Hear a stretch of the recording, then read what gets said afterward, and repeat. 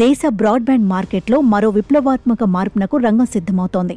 ప్రపంచ అపర కుబేరుడు ఎలాన్ మస్క్ నాయకత్వంలోని స్టార్లింక్ సంస్థ త్వరలోనే మన దేశంలోనూ తన శాటిలైట్ బేస్డ్ బ్రాడ్బ్యాండ్ సేవలు ప్రారంభించనుంది.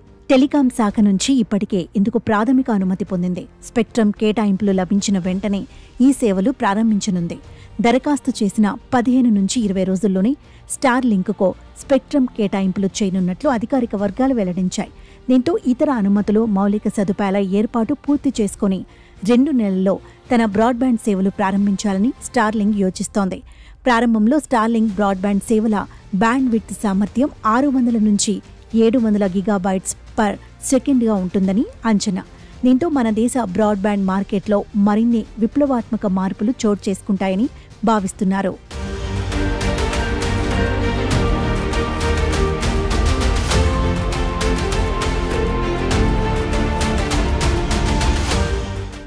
భారత్లో తాను ప్రారంభించే ఉపగ్రహ ఆధారిత బ్రాడ్బ్యాండ్ సేవల టారిఫ్లను స్టార్లింక్ ఇంకా అధికారికంగా వెల్లడించలేదు. అయితే అందుతున్న సమాచారాన్ని బట్టి ఈ హైస్పీడ్ బ్రాడ్బ్యాండ్ సేవల కోసం ఖాతాదారులు నెలకు కనీసం 3,000 టారిఫ్గా చెల్లించాల్సి ఉంటుందని మార్కెట్ వర్గాల అంచనా.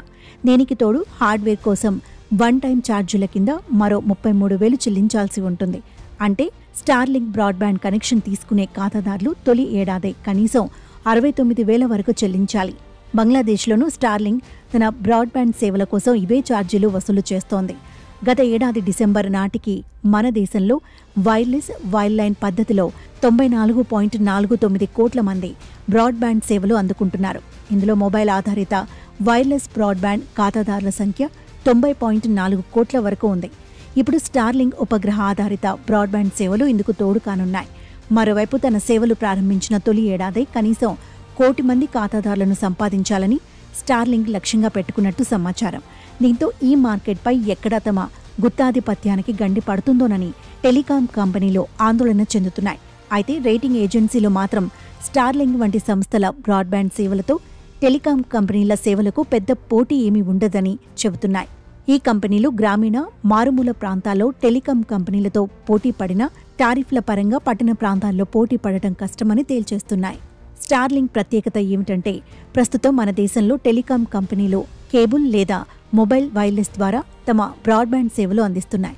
సుదూర ప్రాంతాల్లోని గ్రామాలు, మారుమూల ప్రాంతాల్లోని ఖాతాదారులకు ఈ బ్రాడ్బ్యాండ్ సేవలు అందించాలంటే ఆ ప్రాంతాలకు కేబుల్ వేయడం, ఇతర మౌలిక సదుపాయాలు ఏర్పాటు చేసేందుకు పెద్ద మొత్తంలో ఖర్చు చేయాలి. ఉపగ్రహ ఆధారిత బ్రాడ్బ్యాండ్ సేవల ద్వారా ఈ సమస్యను అధిగమించవచ్చు. ఈ విధానంలో భూ దిగువ కక్ష పరిభ్రమించే ఎల్ఈఓ పరిభ్రమించే ఉపగ్రహాల నుంచి సిగ్నల్స్ను నేరుగా ఖాతాదారుల హార్డ్వేర్కు పంపించడం ద్వారా బ్రాడ్బ్యాండ్ సేవలు అందిస్తారు. ప్రపంచంలో దాదాపు 100కు పైగా దేశాల్లో ప్రస్తుతం ఈ సేవలు అందుబాటులో ఉన్నాయి.